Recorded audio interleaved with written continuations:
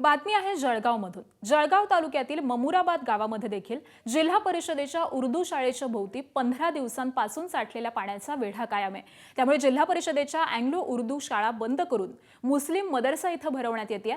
जागा नसल्यामुळे पहिली ते 5वीचे वर्ग एकाच वर्गामध्ये भरवले जात आहेत आणि त्यामुळे तातडीने पाण्याचा निचरा करून शाळेला जाण्याचा मार्ग दुरुस्त करण्याची मागणी विद्यार्थी आणि शिक्षकांनी केली आहे। इकड़े पानी ये ओरला रचलेला है, यानी बच्चों को आने जाने के लिए बहुत तकलीफ है। मैं सादी ज़बान में बोलना चाहता हूँ क्योंकि हमको बहुत परेशानी का सामना करना पड़ता है।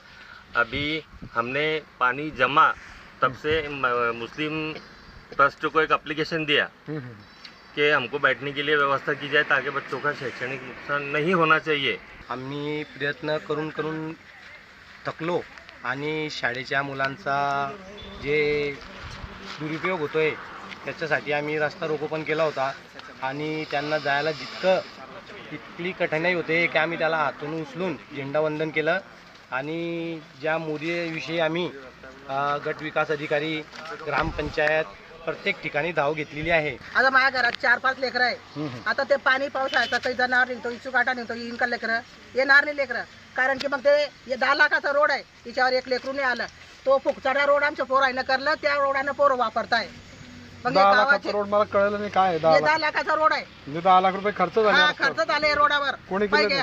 हे आमच्या गरम पंचायत वाल्यानं हे 10 लाख रुपये खर्च करले। हे 10 लाखचा रोड आहे का पहा तुम्ही।